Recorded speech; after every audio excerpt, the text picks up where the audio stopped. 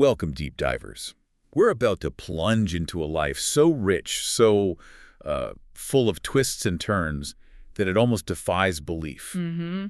We're talking about a man who holds a truly unique place in American history. Not just the sixth president of the United States, but the only former president ever elected to the House of Representatives, serving there with, well, just unwavering dedication until the very day he died. It's an unprecedented political journey, isn't it? It really is. What kind of drive, what kind of commitment to public service leads to such an extraordinary trajectory? It's an astonishing testament to his character. I mean, most would consider returning to Congress after holding the nation's highest office a step down, maybe even an embarrassment. Right, think so. But for John Quincy Adams, it seems it was a renewed opportunity to serve. His willingness to take on that role again, not really out of political ambition, it seems, but out of this deep sense of civic duty, it really sets the stage for understanding the man. Absolutely. Today, our mission is to embark on a deep dive into the extraordinary life of John Quincy Adams. As we'll soon discover, his impact on American history extended far beyond his single, often tumultuous term in the White House. We're drawing from a rich collection of historical accounts, biographical details, political analyses, sources that paint a vivid picture of a man often underestimated and perhaps profoundly misunderstood.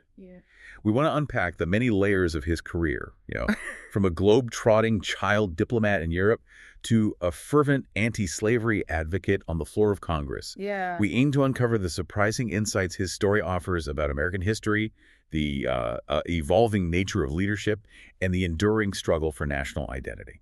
And as we navigate his story, I think a central paradox will emerge. It's something historians always grapple with.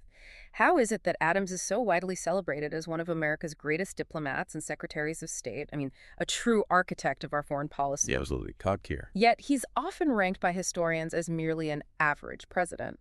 Maybe even below average sometimes. It's quite the contrast. It is. And this isn't just a historical curiosity. It's a profound question about the qualities we value in leadership, right? Was he simply the wrong man at the wrong time? Or did his very strengths as a statesman, his intellectualism, his maybe rigidity prove to be liabilities in the new rough-and-tumble world of partisan politics? That's a great question. That tension, that contrast between his unparalleled success in one arena and his struggles in another, it offers a powerful lens through which to examine his entire life, I think. That's the fascinating thread we'll be pulling on throughout our conversation. So let's begin at the very beginning.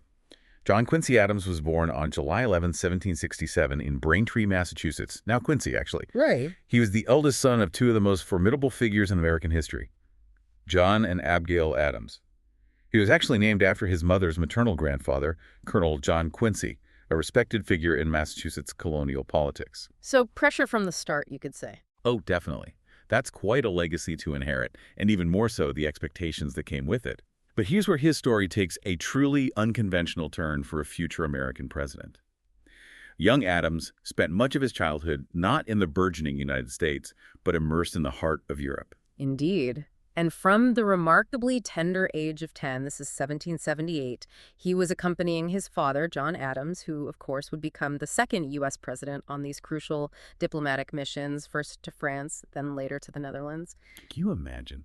10 years old. It's incredible. A mere boy thrust into the grand courts and complex negotiations that were literally shaping the future of a new nation. He wasn't just, tagging along. He was observing, learning languages, multiple languages, soaking up cultures, and internalizing the intricate dance of international relations firsthand. Wow. This early immersive exposure was practically unheard of for a young American at the time. It profoundly shaped his global perspective and instilled in him a unique understanding of foreign affairs that really set him apart from almost all of his contemporaries. It's incredible to think of the impact that must have had. He was effectively trained from childhood for a diplomatic career.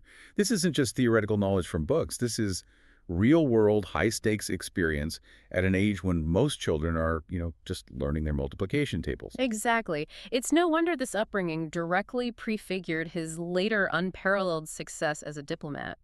It offered him a foundation that few others possessed. Really, none of the other early presidents had anything like it. Absolutely. His education, too, was as rigorous as his early travels, wasn't it? Oh, intensely rigorous. He wasn't simply sent off to a conventional boarding school. He was educated by tutors, including his cousin James Thaxter and his father's law clerk, Nathan Rice. During his time abroad, he wasn't idle. He attended schools, including the famous Leiden University, and diligently studied law, French, Greek, Latin. A classical education. The full classical education, yeah. Upon his return to America, he graduated second in his class from Harvard College in 1787. This was a mind being honed from every possible angle. And what truly captures his intellectual discipline, I think, is his lifelong commitment to journaling. He started a diary in 1779, a practice he maintained almost without interruption until just before his death in 1848. Just amazing. That's a truly remarkable, nearly 70-year record of American history, viewed through the eyes of someone who was often at the very center of events. And his father, John Adams, deeply encouraged him in this intellectual development, pushing him to read classical authors like Thucydides, the great historian of the Peloponnesian War, and Hugo Grotius, often called the father of international law. And John Quincy didn't just read them, he was actively translating Virgil, Horace, Plutarch, Aristotle. Wow. It speaks volumes about his intellectual rigor and his introspective nature. This wasn't merely rote learning, it was a profound engagement with the enduring ideals that shaped Western civilization. He viewed the pursuit of knowledge not just as a means to a career, but as a path to personal understanding and, importantly, civic virtue. His deep study of rhetoric, for instance, informed his understanding of public speaking's vital role in a republic. This would become both a strength and arguably a challenge in his later political life. All this preparation certainly paid off. After his formidable education, Adams returned to America and established a successful legal practice in Boston in 1790, achieving financial independence relatively quickly. But he wasn't destined to remain a lawyer for long, was he? No, the call to public service, especially diplomacy, was too strong. In 1794, President George Washington, recognizing his unique talents and that European experience, appointed him U.S. ambassador to the Netherlands. Quite an honor from Washington himself. Absolutely. He later served as ambassador to Portugal in 1796, although he never actually went there due to a change in plans, and then to Prussia from 1797 to 1801 during his father's presidency. Ah, serving under his own father. That must have been interesting. It's worth noting that Adams initially considered declining the Netherlands post. He seemed hesitant about such a public role, but ultimately took his father's advice, and even in these early diplomatic assignments, his strategic thinking was evident. During the turbulent French Revolutionary Wars, he consistently urged American neutrality, believing the U.S. would benefit economically by staying out of European conflicts. Sound advice. He secured essential loans for the U.S. in the Netherlands and negotiated a new treaty of amity and commerce with Prussia in 1799. His insightful letters about the Prussian region of Silesia were so well regarded they were actually published as a book in 1801, showcasing his keen observational skills and analytical prowess early on. So this period truly solidified his diplomatic skills and demonstrated his independent thinking. He wasn't afraid to advise his own father during the quasi-war with France, that undeclared naval war between 1798 and 1800, where U.S. merchant ships were being seized by French privateers. He advocated a balanced, pragmatic approach. Right, he wasn't just echoing his father's Federalist line. No, and this early focus on commercial relations and strategic neutrality clearly foreshadowed his later presidential interest in trade and his foundational foreign policy principles. And on a more personal note, it was during his time in Europe, specifically in London, that he met and married Louisa Catherine Johnson in 1797. Ah, Louisa. Louisa, by the way, holds the distinction of becoming the first lady born outside the United States. She was born in London to an American father, a merchant from Maryland, and an English mother. It must have been incredibly challenging for her, navigating that public life in a new country, especially coming into the Adams family. I read that his parents, John and Abigail, initially disapproved of his choice. Yes, they did, which offers a glimpse into the formidable Adams family dynamics, doesn't it? It certainly does. But John Quincy stood firm, demonstrating a personal resolve that often contrasted with his more reserved public persona. And there was a further complication, wasn't there? Something about her father. Yes, her father-in-law, Joshua Johnson, faced financial difficulties and actually fled England to escape creditors, leaving Adams without the promised dowry, much to Louisa's embarrassment, apparently. Yet Adams noted no regrets about the marriage in his diary, which is quite telling. It really is. It introduces us to the woman who would stand by him through his long, often tumultuous public life, and it shows his unwavering commitment on a personal level beyond just politics. It speaks to his deep sense of loyalty and a determination that transcended superficial considerations, I think. So, after this incredible start, this diplomatic grounding, Adams eventually returned to the U.S. in 1801.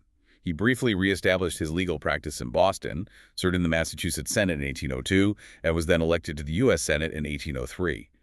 But he wouldn't remain a Federalist like his father for long, would he? This marked a significant turning point. Not at all. This period highlights a crucial defining aspect of his character: his fierce political independence. Despite his Federalist upbringing and family ties, he broke with the party over foreign policy, consistently prioritizing what he saw as the national interest over party loyalty. Even when it hurt him politically. Especially when it hurt him politically. For instance, he supported the Jefferson administration's Louisiana Purchase in 1803, a move most Federalists vehemently opposed. He later backed Jefferson's Non-Importation Act of 1806 and the extremely controversial Embargo Act of 1807.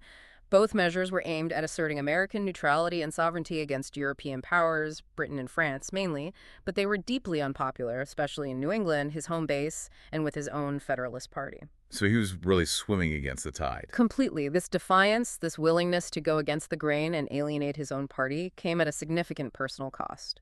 The Federalist-controlled Massachusetts legislature, furious with his independent streak, elected his successor several months early, effectively forcing his resignation from the Senate in 1808. Wow. Pushed out by his own party. Essentially, yes, this willingness to defy party lines would be a recurring theme and, frankly, a significant challenge throughout his entire career. It's remarkable how early he demonstrated that independent streak, valuing principle, or at least his interpretation of the national interest, over party affiliation. And it wasn't just politics for him either during this time. While serving as a senator, this polymath actually found time to serve as a professor of logic at Brown University. Incredible. And then as the first Boylston professor of rhetoric and oratory at Harvard, he even published his lectures on rhetoric and oratory in 1810. These lectures drew heavily from classical ideals of civic eloquence. He emphasized the necessity of liberty for rhetoric to truly flourish, and its importance as a unifying element for a new nation. It really underscores his intellectual foundation and how he viewed the vital role of public speaking in a republic, not as a tool for manipulation, but for reasoned debate and civic engagement. A very high-minded view. Extremely. And what's particularly significant is how this classical, principled perspective on oratory would increasingly clash with the emerging mass democracy of the Jacksonian era, which, let's face it, valued popular appeal and emotional rallying much more than refined Ciceronian eloquence. He was, in many ways, an intellectual aristocrat preparing for a democratic age that wasn't quite ready for his style. So, despite his break with the Federalists and his forced resignation, President James Madison, a Democratic Republican, recognized Adams's immense talent and, frankly, his unique qualifications. In 1809, he appointed Adams as the first U.S. minister plenipotentiary to Russia. Which was a huge appointment. It showed the earned goodwill and respect he commanded across the political spectrum, even from the party he had opposed on some issues. Definitely. How did he fare in Russia? Very well, actually. Adams quickly established a productive working relationship with the Russian Chancellor, Nikolai Rumyantsev, and even developed a friendly rapport with Tsar Alexander himself. Befriending the Tsar? Not bad. Not bad at all. From this crucial post in St. Petersburg, he observed Napoleon's disastrous invasion of Russia in 1812, giving him unique insights into European power dynamics and the fragility of empires. A front row seat to history. Absolutely. And interestingly, in 1811, President Madison even nominated him as an Associate Justice to the Supreme Court. Wow, the Supreme Court. But Adams declined. He preferred to remain active in politics and diplomacy. This rejection of a Supreme Court seat, which offers life tenure and immense prestige, really underscores his profound passion for active public service, particularly in foreign policy. His influence with Tsar Alexander I, cultivated during this period, would also prove critical in the coming years, particularly regarding the War of 1812. And critical it was because just a few years later, Adams was called upon to help negotiate an end to that very war, the War of 1812. He was appointed to the American delegation, and these tough negotiations began in Ghent, in modern-day Belgium, in mid-1814. By all accounts, it was a difficult situation, with the British initially making some pretty aggressive demands. It certainly was. Adams, though the nominal head of the delegation, often found himself clashing with other members, particularly the fiery Henry Clay, over negotiation tactics and priorities. Clay was more focused on Western interests. Adams, perhaps more on maritime rights and boundary. Always internal tensions in delegations like that. Always. Yet he successfully navigated these difficult waters alongside Albert Gallatin, James A. Bayard, Henry Clay, and Jonathan Russell. The American delegation stood firm and rejected British demands for creating an Indian barrier state in the Great Lakes region, and they resisted other significant territorial concessions like claims to parts of Maine or navigation rights on the Mississippi. They held the line. They did. The treaty, signed on Christmas Eve, 1814, ended hostilities on the basis of status quo antebellum, basically a return to pre-war conditions. No territory changed hands. None of the major pre-war issues like impressment were resolved directly in the treaty, But while the U.S. didn't gain any specific territorial concessions, just surviving a war against the world's strongest naval power, the British Empire, without losing territory, that was a victory in itself, right? Absolutely. It significantly bolstered national confidence and international standing. And Adams's firmness, his meticulous preparation, his deep knowledge of international law, and his diplomatic skill in those tense negotiations were absolutely pivotal in achieving that outcome. He helped safeguard American sovereignty and prevent potentially damaging territorial losses. It's a real testament to his negotiating prowess under immense pressure. His reputation must have soared after Ghent. Precisely. It continued to grow exponentially. In May 1815, President Madison appointed him U.S. ambassador or minister to Great Britain, a top diplomatic post. From negotiating peace with them to being ambassador to them. Exactly. There, he further solidified Anglo-American relations by negotiating a limited trade agreement. Then, in 1817, the newly elected president, James Monroe, entering his presidency, aiming for what became known as the era of good feelings, and seeking national unity, chose the respected and uniquely experienced Adams as his Secretary of State. What a crucial role. And Monroe explicitly wanted a Northerner in this critical role, someone whose qualifications were undeniable, to balance the Virginian dominance. Adams fit the bill perfectly. This appointment was a massive testament to Adams's exceptional diplomatic reputation, wasn't it? It demonstrated a nonpartisan approach from Monroe, at least initially, at a time when the country genuinely needed it, especially after the divisiveness of the War of 1812. Totally agree. Adams's extensive European experience, his deep understanding of international law, his proven negotiating skills, it all made him uniquely qualified for a post that was critical to post-war of 1812 American stability and, importantly, expansion. He was truly the right man in the right place, at the right time, poised to define America's place in the world. And define it he did. Adams served for 8 years as Secretary of State, the full 2 terms under Monroe, from 1817 to 1825. This period is widely regarded as one of the most consequential in U.S. history for foreign policy, maybe the most consequential. You could easily make that argument. He oversaw key successes that established foundational principles still recognized today. Consider the Convention of 1818 with the United Kingdom, a landmark agreement. Right. What did that do again? Well, it did several crucial things. It limited naval armaments on the Great Lakes, reducing future friction there. It definitively defined the Canada-United States border along the 49th parallel, all the way from the Lake of the Woods to the Rocky Mountains. And it established joint occupation of the Oregon Country for 10 years. This significantly improved U.S.-British relations and clarified our northern frontier. A huge deal. Okay, huge. And then here's where his strategic brilliance, maybe even ruthlessness, truly shines. The Adams-Onís Treaty of 1819, also known as the Transcontinental Treaty. This is where the U.S. acquired Florida from Spain. Yes, but the path to it was anything but straightforward. Adams masterfully used a crisis, largely created by Andrew Jackson, to his advantage. When Jackson launched unauthorized military actions in Spanish-controlled Florida, ostensibly chasing Seminoles but also seizing Spanish posts. Which caused a huge international incident. Exactly. Adams didn't condemn him, unlike many in Monroe's cabinet.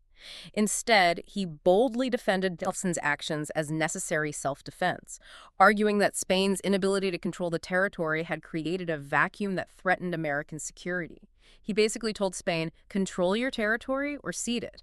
That's some diplomatic hardball. It effectively forced Spain's hand, leading them to sell Florida to the U.S., but that wasn't all. In the same treaty, Adams secured Spain's claims to the Oregon Country, renouncing vague Spanish claims north of the 42nd parallel, and in return, the U.S. renounced its equally vague claims to Texas. This established a clear western boundary for the Louisiana Purchase all the way to the Pacific. The Transcontinental Treaty, it literally defined the U.S. from coast to coast for the first time. Precisely. It was a masterstroke.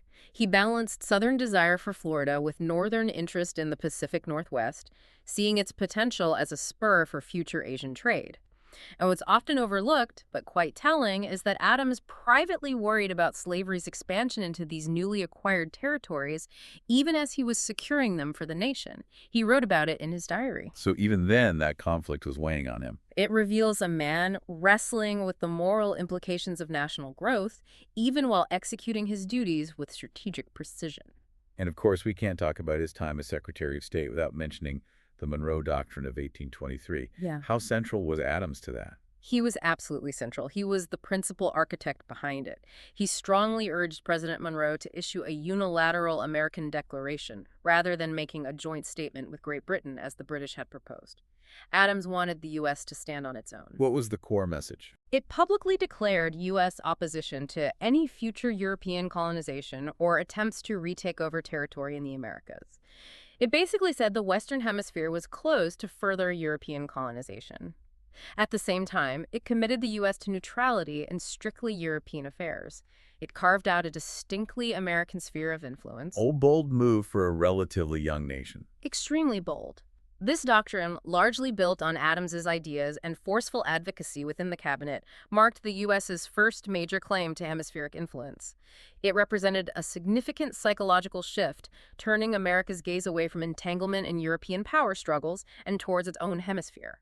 It truly established foundational principles of U.S. foreign policy. What does still talk about today? Exactly. It demonstrated his remarkable foresight in shaping the nation's international posture for generations to come. Beyond the grand sweep of foreign policy, I find it fascinating that his intellectual curiosity extended to incredibly practical matters, too.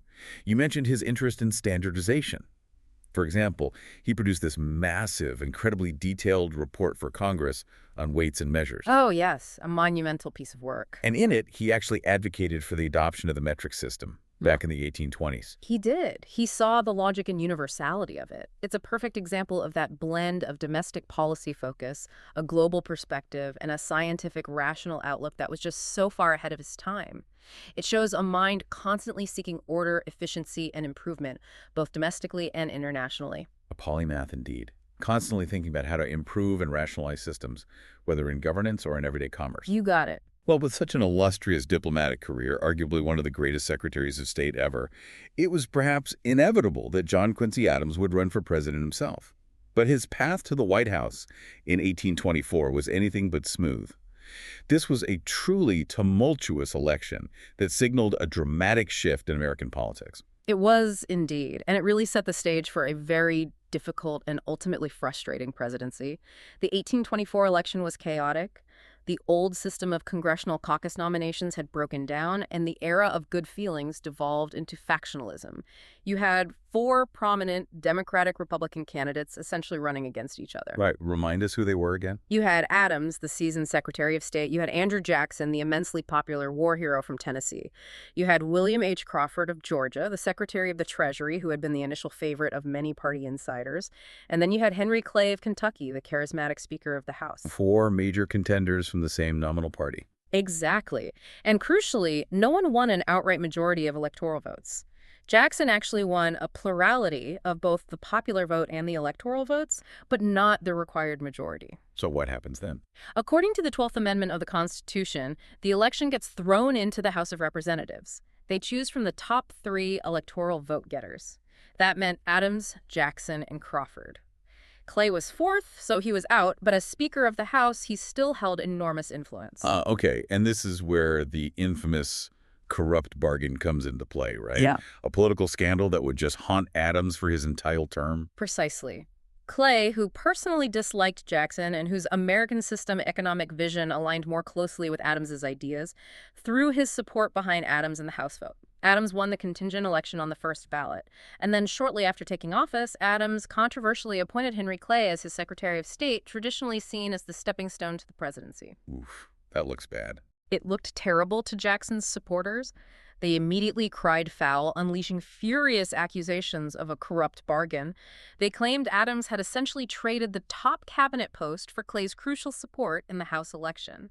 Whether a specific deal was struck is still debated by historians, but the perception was devastating. Yeah, perception is reality in politics sometimes. And what's truly insightful here is how this election and the cloud of perceived illegitimacy it cast severely hampered Adams's presidency from the very start. It fueled an intense partisan animosity, particularly with Andrew Jackson and his rapidly organizing supporters. It basically marked the definitive end of the era of good feelings, that period of relative political harmony. It just shattered it. Completely. This whole episode powerfully illustrates how the political landscape was dramatically shifting. It was moving away from deference to established leaders and elite consensus towards a more contentious mass democracy, where party loyalty, popular appeal, organization, and even personal attacks held increasing sway.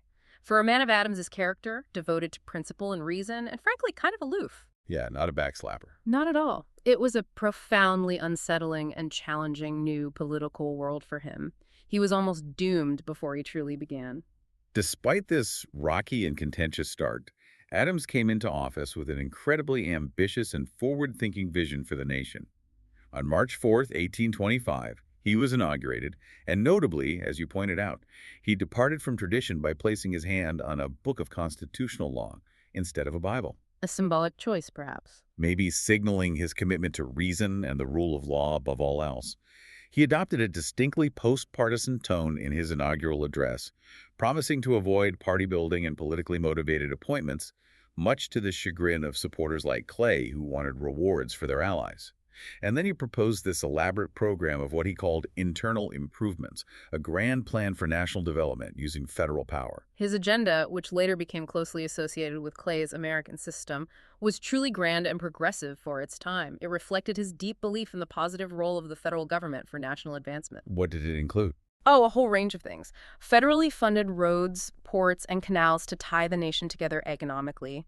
Think infrastructure, but also the establishment of a national university, a national naval academy, a national astronomical observatory, he called them lighthouses of the sky, and even suggested creating a Department of the Interior to manage national resources and exploration. Wow, that's incredibly far-reaching. It was.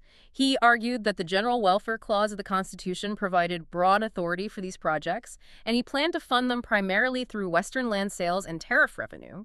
It was a vision designed to unite disparate regional interests through a thriving national economy, and also to promote scientific progress and national prestige. That's a vision far ahead of its time, emphasizing national unity through infrastructure and intellectual advancement. He clearly believed in a strong federal government playing a direct role in national development. But that ambitious vision largely met with congressional gridlock and the rise of fierce partisan opposition, didn't it? Yeah. It sounds like his principled, maybe naive, nonpartisan approach was clashing hard with the new political realities. Absolutely. The corrupt bargain accusations had poisoned the well from the start. Jackson's supporters in Congress, led by figures like Martin Van Buren, who were building the future Democratic Party, were determined to obstruct Adams's agenda and ensure Jackson's victory in 1828. So, built-in opposition. Built-in and very effective. Most of Adams's ambitious proposals were met with staunch resistance and were ultimately defeated in Congress. Opposition came from various quarters. Strict constitutionalists championing states' rights who viewed federal intervention as an overreach. Jacksonian Democrats opposing Adams on principle. Those ideologically opposed to central economic planning. And significantly, Southerners who feared that a powerful federal government undertaking such broad initiatives could eventually interfere with slavery or advance a hidden abolitionist agenda. The slavery issue lurking again. Always. For example, his proposals for a national university, the observatory, uniform weights and measures, they never even received votes in Congress. The Naval Academy proposal passed the Senate, but was defeated in the House over concerns about cost and, believe it or not, fears of degeneracy and corruption of public morality among naval officers concentrated in one place. That's incredible. So this era marked the definitive split of the old Democratic-Republican Party, right? Yes. It fractured completely into the National Republican Party, which supported Adams and Clay in their vision of active federal government, and Andrew Jackson's burgeoning Democratic Party, which emphasized states' rights, limited government, and catered more to popular sentiment. This really solidified the foundations of the second-party system that would dominate American politics for decades. The Democrats versus eventually the Whigs. Exactly. And what's particularly poignant about Adams's presidency, looking back, is that his steadfast refusal to engage in patronage or party building, his adherence to an idealized, nonpartisan approach, trying to govern above the fray, ultimately made him an ineffective political organizer in this rapidly changing system. His principles worked against him. In a way, yes. He was a statesman, deeply concerned with the long-term national good as he saw it, but he wasn't a politician in the emerging sense of mass organization, mobilization, and, frankly, playing the political game. Yep. His principles, in a cruel twist of fate, became perhaps his greatest political vulnerability at that moment. Still, it wasn't all gridlock. You mentioned some things did get done. Despite the overwhelming opposition, Adams did oversee some significant infrastructure projects, pushing through what he could, didn't he? He did. He was persistent. He presided over major repairs and extensions on the National Road, the Cumberland Road, a critical artery connecting the Potomac and Ohio rivers.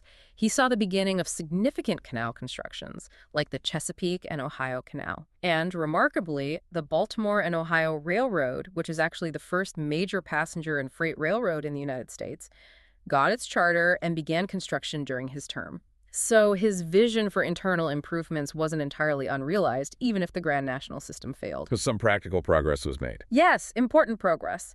However, domestically, he also faced the highly contentious Tariff of 1828.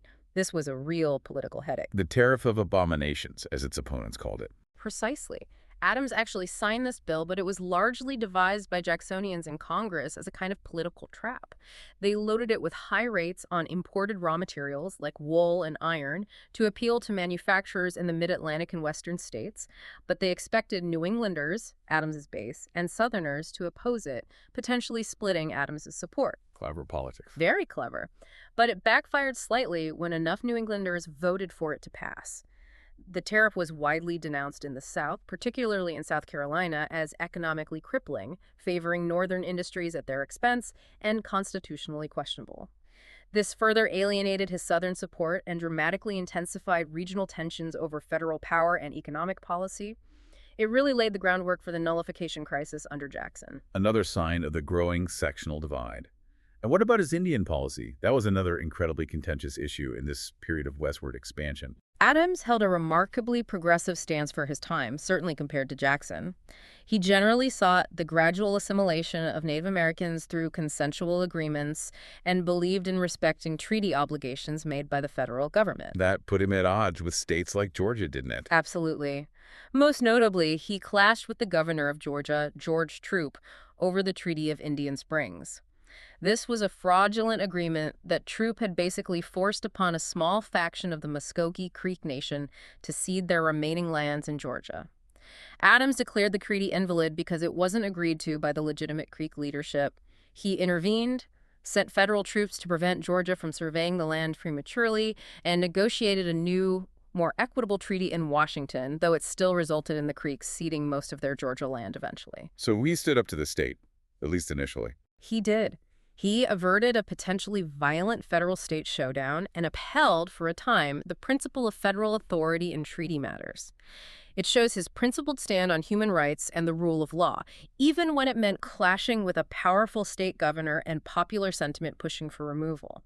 It contrasts sharply with Jackson's later approach. And his foreign policy, beyond the grand ambitions of the American system, how did that fare amidst all the domestic turmoil? Well, his focus remained on expanding American trade and influence peacefully. He successfully negotiated more reciprocity treaties, promoting trade with nations like Denmark, Prussia, the Hanseatic League, and the Federal Republic of Central America.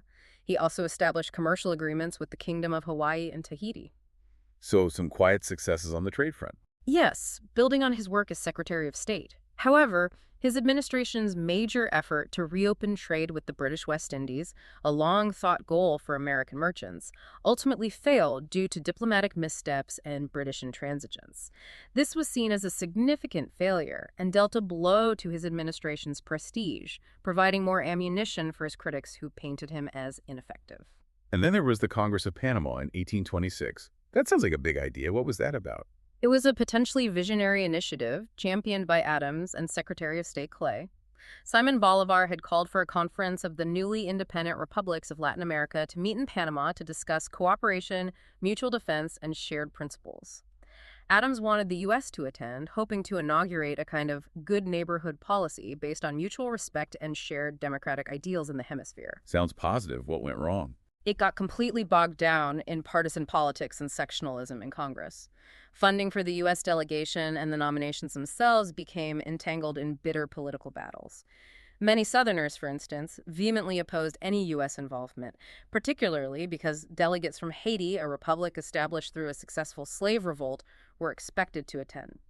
They saw association with Haiti as a dangerous precedent and feared discussions might touch on slavery or the slave trade.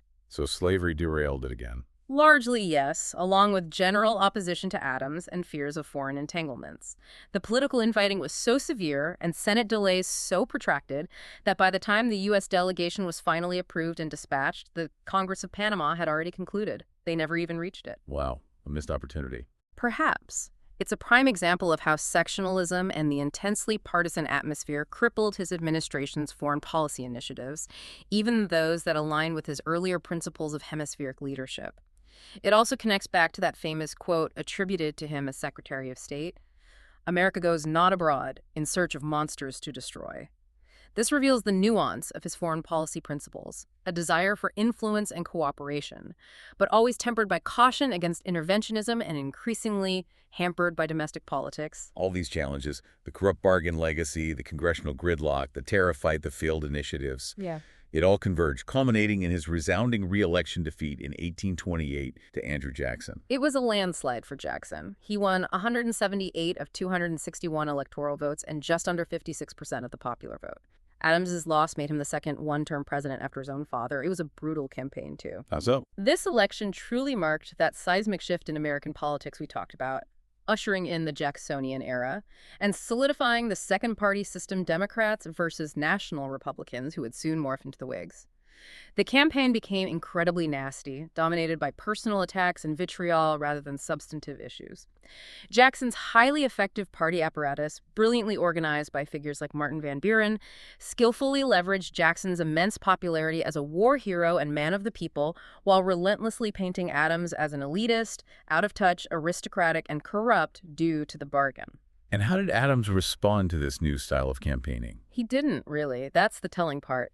Clinging to his older ideal of nonpartisan leadership and believing that issues, not personalities, should decide elections, Adams largely refused to adapt to these modern campaign techniques. He avoided public functions, saw active campaigning as beneath the dignity of the office, and didn't invest public or private funds in pro-administration newspapers, believing it was improper to try and buy public opinion. So he stood on principle, but it cost him dearly. Exactly.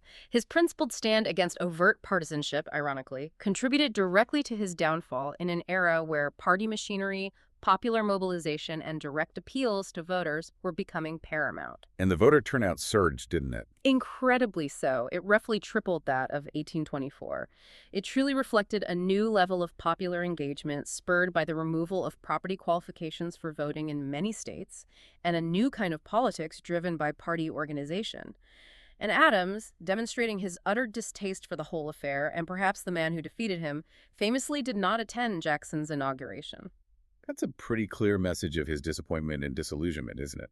A very public snub. A very clear, very public one. It highlighted the depth of the political chasm that had opened, and perhaps Adams's personal struggle with the changing and, in his view, degrading nature of American democracy. You'd think, after such a bruising defeat, being repudiated by the voters, and being a former president at the age of 61, John Quincy Adams would have retired from public life. He was deeply hurt by his defeat, understandably, and even more so by the tragic suicide of his eldest son, George Washington Adams, in 1829, shortly after the election loss. A terrible blow on top of the political one. He initially considered retirement, retreating to his family home in Quincy, but he grew restless, didn't he? He felt his career was unfinished, that his purpose was not yet fulfilled. He just couldn't stay idle. Yes, and this is where he embarks on the most unprecedented and, I would argue, the most impactful chapter of his entire life. It's truly remarkable. Despite the prevailing opinion, an opinion shared even by his own wife Louisa and his youngest son Charles Francis, that former presidents should not seek a lower office, that it was somehow undignified. Right, you'd expect them to fade away gracefully. Exactly. Adams decided to run for and won election to the U.S. House of Representatives from his home district in Massachusetts in 1830. He served there continuously from 1831 until his death on the floor of the House in 1848, winning 9 consecutive terms. That is absolutely astounding. He remains the only former president to be elected back into Congress. Yeah. It's an act of unparalleled civic dedication, really. It was a powerful statement that, for him, public service was not about status or holding the highest office, but was a lifelong commitment to the Republic. This decision profoundly shaped his legacy and offered him a new, often unexpected, platform for influence. It's where he earned that famous nickname, Old Man Eloquent. He wasn't fading away. In many ways, he was just getting started on his most significant work. So how did he operate in the House? What were his affiliations? Well, his political affiliations continued to evolve as he sought allies against what he perceived as the executive tyranny and damaging policies of the Jackson administration. He initially affiliated loosely with the short-lived anti-Masonic Party in the early 1830s, a movement fueled by opposition to secret societies and Jacksonianism. Then he naturally gravitated towards the emerging Whig Party in the mid-1830s, which united various factions opposed to President Jackson and his successor, Martin Van Buren, essentially, the successor to his old National Republican Party. Yeah, did he wield influence? He did, though often as an independent voice, even within the Whigs. He became chair of the powerful Committee on Commerce and Manufactures early on and played a role in the nullification crisis, that fierce debate where South Carolina declared the federal tariffs of 1828 and 1832 null and void within its borders, asserting states' rights to disregard federal law. What was his stance there? He strongly opposed nullification as a threat to the Union. He actually helped draft and pass the Tariff of 1832, which lowered rates significantly in an attempt to diffuse tensions and appease the South. But he was profoundly appalled by the outcome of the crisis, particularly the compromise tariff of 1833 negotiated by Clay, which gradually lowered tariffs further. Adams felt it was a capitulation to South Carolina's threats and evidence of the undue influence of Southern states, driven by their desire to protect slavery in challenging federal authority. So this experience with nullification clearly deepened his conviction that Southerners were exercising disproportionate control over the federal government and were using states' rights as a shield for slavery. Absolutely. It pushed him towards a more direct, unwavering confrontation with the issue of states' rights and, most importantly, the institution of slavery itself. Here, in the House, freed from presidential constraints, he truly found his moral voice, didn't he? He did, and it's this late life period that really solidifies his moral legacy for many people. Adams became increasingly, relentlessly critical of slavery and Southern leaders. He used his congressional platform to fight against it with a moral fervor and a constitutional mastery that few contemporaries could match. He emerged as the most prominent national political leader opposing slavery during this pivotal period leading up to the 1840s. And what's truly fascinating are his private thoughts, recorded decades before this public battle really heated up. In his diary entry from 1820, while the Missouri Compromise was being debated, he wrote something incredibly prescient. He observed that the debate over slavery, quote, betrayed the secret of their Southerners' souls. He said that while they often admitted slavery was an evil in the abstract, they showed, and I quote, at the bottom of their souls, pride and vainglory in their condition of masterdom. Wow. Pride and vainglory in their condition of masterdom. That's powerful. Isn't it? He went on to say they tainted principle by making the first and holiest rights of humanity to depend upon the color of the skin. And he declared his ultimate, almost prophetic aim to bring about a day prophesied when slavery and war shall be banished from the face of the earth. This foreshadowed his unwavering moral stand and his deep understanding of the nation's central explosive contradiction decades before the Civil War. That's incredibly powerful and a remarkably early insight into the fundamental conflict tearing the nation apart. One of his most famous and courageous battles in Congress was against the gag rule, right? Tell us about that. Yes, the gag rule was a direct assault on free speech and the right to petition, specifically designed to silence any discussion of slavery in Congress. Starting in 1836, the House, largely controlled by Democrats and Southern Whigs, and frankly exasperated by Adams's persistent presentation of anti-slavery petitions from his constituents and abolitionists across the North. He just kept bringing them up. Relentlessly. So they imposed a series of resolutions, renewed each session, that automatically tabled, or essentially blocked, any petitions relating to slavery without them being read, printed, debated, or referred to committee. Just shut down the discussion entirely. And Adams wouldn't stand for it. Not for a second. For 7 long years, nearly every day Congress was in session, you'd find John Quincy Adams, then in his 70s, rising from his seat, sometimes holding a stack of hundreds of petitions from ordinary Americans, men, women, black, white, abolitionists, concerned citizens, all begging Congress to address slavery in some way, perhaps abolish it in D.C. or stop the interstate slave trade. And each time, he was met with howls of protest, points of order, motions to censure him, even death threats from Southern members trying to shut him down. He must have been infuriating to them. Oh, supremely infuriating. He fought actively and often provocatively against this rule. He'd use every parliamentary trick he knew, and he knew them all, to try and read the petitions or force debate. He argued passionately that the gag rule violated the fundamental constitutional right to petition enshrined in the First Amendment, and that it subverted the very purpose of legislative debate. He turned the House floor into a battleground for free speech as much as for anti-slavery. Did he succeed? Eventually, yes. After years of relentless effort, chipping away at support for the rule, embarrassing its proponents, and rallying Northern public opinion, he finally succeeded in moving the resolution that led to the repeal of the gag rule in December 1844. It was a monumental victory for free speech, the right of petition, and for anti-slavery advocates alike, a testament to sheer persistence. An incredible fight. And then there's his iconic role in the Amistad case. That's probably what many people know him for today, thanks to the movie. Yes, the Spielberg film Amistad brought that story to a wide audience. Imagine this.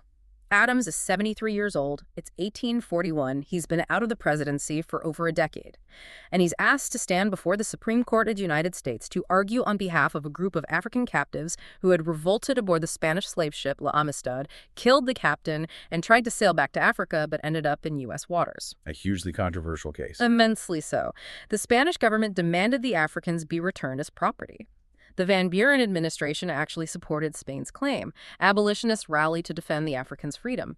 Adams, initially hesitant, was persuaded to join the defense team for the appeal to the Supreme Court. He argued for over 4 hours, maybe closer to 8 hours over 2 days, drawing on natural law, the Declaration of Independence, and international treaties. His Old Man Eloquent moniker was never more apt. And the outcome? His passionate, learned argument succeeded. The Supreme Court ruled that the Africans were not property, but had been illegally kidnapped and enslaved, and therefore had the right to resist and secure their freedom. They were eventually freed, and with help from abolitionist fundraising, most were able to return to Africa. Wow. This iconic moment further solidified his legacy as a moral leader, showcasing immense courage and principles that transcended political expediency. His relentless fight against slavery, both with the gag rule and Amistad, even in a hostile Congress and against powerful interests, demonstrated that he was really the first major national public figure to publicly and consistently challenge the nation's complicity with slavery at the federal level. He planted the seeds for the moral and legal arguments that would fuel the abolitionist movement and eventually the Civil War. He also vehemently opposed the annexation of Texas, didn't he?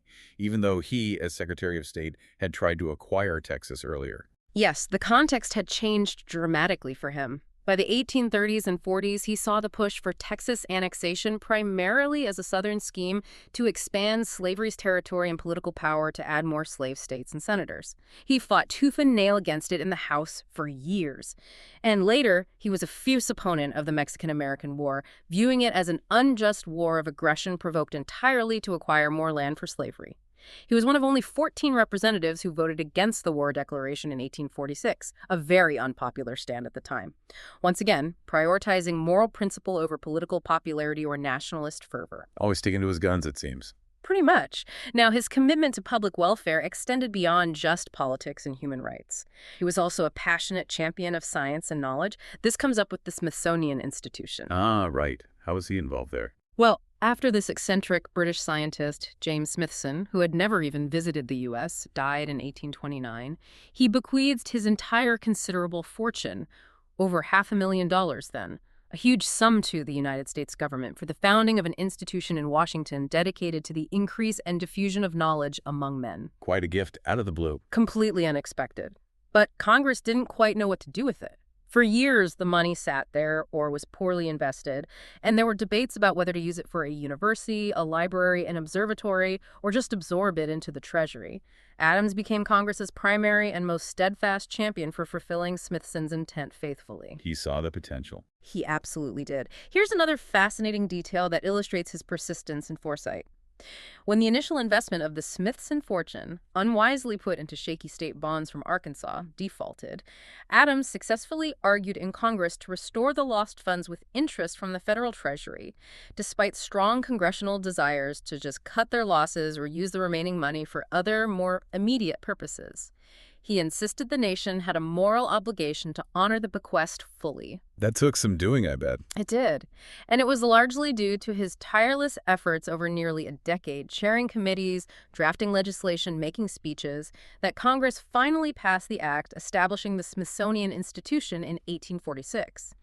He ensured it would have a non-political board of regents and a broad mission, including a museum, an art gallery, a library, and facilities for scientific research, much like we know it today. So we owe him a debt for the Smithsonian, too. In large part, yes. This initiative powerfully demonstrates his intellectual curiosity, his foresight, and his recognition of the critical importance of scientific and cultural institutions for national progress and enlightenment. It shows another facet of his commitment to public welfare that went far beyond conventional politics. A deep-seated belief in the power of knowledge and education to uplift a nation. And his final act. It's truly the stuff of legend, isn't it? A poetic, almost symbolic end to a life wholly dedicated to service within the halls of power. It really is. In 1846, when he was 78, he suffered a serious stroke at his winter home in Boston, which partially paralyzed him. But he made a remarkable recovery over several months and insisted on returning to his duties in Congress. Just wouldn't quit. Wouldn't quit. Then, on February 21st, 1848, during a debate on the House floor, the Speaker called for a vote on a resolution honoring several U.S. Army officers for their service in the Mexican-American War. That war Adams vehemently opposed. When the vote was called, Adams, rising to his feet, famously shouted a clear, loud no. He then suddenly collapsed at his desk, suffering a massive cerebral hemorrhage. Right there on the House floor. Right there. He was carried into the Speaker's room just off the House chamber. He lingered, mostly unconscious, for 2 days, surrounded by colleagues, friends, and his wife Louisa, who rushed to his side. He died there on February 23, 1848. And his last words? His last clearly recorded words were reportedly, "This is the last of earth, I am content." It's incredibly symbolic, isn't it? It really is. Future President Abraham Lincoln, then a freshman Whig representative from Illinois, was actually present in the House when Adams collapsed and later served on the committee arranging his funeral ceremonies. Witnessing the passing of this titan of American politics, this link to the founding generation, his death in the very seat of American democracy, moments after casting a vote entirely true to his deeply held principles, served as a profound, symbolic end to a life literally lived in public service, from childhood diplomacy to his final breath in the Capitol, regardless of personal cost or popular opinion. What an incredible, almost theatrical way to go. A life lived in service, ending in service. So as we look back on John Quincy Adams's truly extraordinary, multifaceted life, what's his lasting legacy? It's undeniably complex, isn't it? It is, very much so. He's widely regarded almost universally as one of the most effective diplomats and secretaries of state in American history, a true architect of our foreign policy framework. Yet, as we noted, generally ranked by historians as an average, or even less than average, president. How do historians generally sum him up? Well, they consistently credit him with immense intellectual ability and courage, profound wisdom in perceiving the national interest, at least as he defined it, and perhaps most powerfully in retrospect, a vehement stance against slavery, an advocacy for free speech, women's rights, and Native Americans' rights, particularly in his post-presidency. But the presidency itself? His presidential struggles, however, are often attributed to his being a poor politician in the practical sense. He operated in an era where party politics, organization, and popular appeal were rapidly gaining prominence, and he just wasn't suited for it or refused to engage with it. He saw himself as being above the baneful weed of party strife, as he might have put it, at precisely the wrong moment in American political evolution. Which raises that critical question for us to consider. What does this tell us about the nature of leadership? Is it better to be a skilled politician, able to navigate the popular currents and build coalitions, or a visionary statesman, steadfast in principle, even if it means political failure, especially when those roles clash? That's the enduring question his career poses, and it still resonates today, doesn't it? He clearly had the vision, the intellect, the deep understanding of governance and foreign policy, but not always the political savvy, the common touch, or the willingness to compromise that the new age of mass democracy seemed to demand for executive success. And personally, he was quite a character, wasn't he? Often portrayed as cold and aloof, but clearly struggling with inner demons despite his formidable public image. He definitely had his quirks and complexities. He preferred solitary reading, long walks, and swimming, often nude in the Potomac, to social engagements. He reportedly suffered from bouts of depression throughout his life, which some historians attribute partly to the immense pressure and expectations placed on him by his formidable parents. The weight of being an Adams. Exactly. He often felt inadequate and socially awkward, confiding his anxieties extensively in his diary. And while deeply respectful of his brilliant mother, Abigail, his writings suggest he felt a closer intellectual and perhaps emotional bond with his father, John Adams. Despite these personal challenges, though, his intellect was undeniable.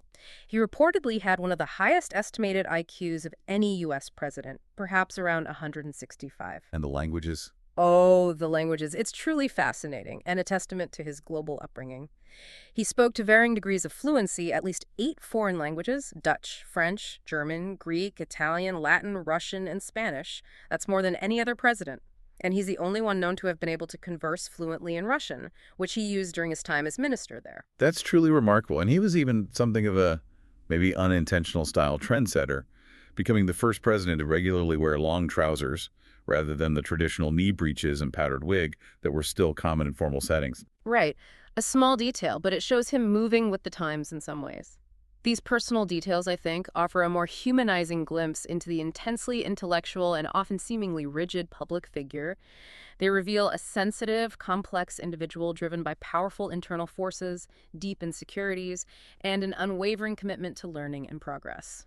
His legacy is also visible in the lasting clients he inspired, isn't it? It is. His birthplace and the family home, Peacefield, are preserved as part of the Adams National Historical Park in Quincy, Massachusetts, which is a fascinating place to visit. Adams House, one of the undergraduate houses at Harvard, and the John Quincy Adams Tower at UMass Amherst bear his name. And in a touching continuation of the family's intellectual and public service legacy, his youngest son, Charles Francis Adams, who became a distinguished diplomat himself, built the first presidential library in the U.S. in his father's honor, the Stone Library next to the family home, housing John Quincy's vast collection of over 14,000 books. Wow, 14,000 books. And I also read that he sat for what some contend is the earliest confirmed photograph of a U.S. president, a daguerreotype, taken in 1843. A truly rare glimpse into his later years. Yes, that's right. A striking image of the old statesman. And he's been vividly portrayed in film and television, most memorably, as we mentioned, by Anthony Hopkins in the film Amistad, which really captured that fierce, eloquent quality of his later years. His deep, sometimes troubled family life and relationships, particularly with his parents, his wife Louisa, and his children, 2 of whom tragically predeceased him, also underscore the immense personal sacrifices inherent in a life of such intense, relentless public service. Absolutely. And yet his son, Charles Francis Adams Sr., continued that family legacy, becoming a prominent anti-slavery politician, a congressman, and Lincoln's crucially important ambassador to Great Britain during the Civil War, carrying forward many of his father's principles onto the next generation stage. This continuity through generations of the Adams family really speaks to a profound and enduring commitment to public life and national progress, doesn't it? A rare and powerful example in American history. It truly is. So we've journeyed through the incredible, almost unbelievable trajectory of John Quincy Adams, from a child prodigy shaped by European diplomacy, absorbing languages and cultures from a startlingly young age, to a Secretary of State who masterfully defined American foreign policy and expanded its territorial reach. We've seen him as a president with a grand, perhaps too grand, but largely unrealized vision for national development, thwarted by a changing political landscape. And ultimately, we've seen him reborn as Old Man Eloquent, who championed human rights, free speech, and science in Congress, standing almost alone at times against the rising tide of slavery. A remarkable arc. His life provides such a powerful lens through which you can understand the evolving nature of American politics, that constant tension between pure statesmanship and the demands of partisanship, and the enduring struggle for justice and national identity. He reminds us, maybe more than anyone, that influence isn't always tied to holding the highest office, and that core principles can be fought for and defended, even when it's unpopular, right up to your final breath. And maybe that post-presidency was his most influential period. It's worth considering. Definitely. Now, John Quincy Adams famously said in his diary, contemplating that divisive Missouri question decades before the Civil War, "The discussion of this Missouri question has betrayed the secret of their souls. They show at the bottom of their souls pride and vainglory in their condition of masterdom." Such a piercing insight. It is. This profound observation, made about the nature of slave owners and the core contradiction of the young American Republic, offers a stark reminder of how deeply ingrained and often unacknowledged biases, prides, and economic interests can drive national policy and personal conviction. So, here's the thought to leave you with, deep divers.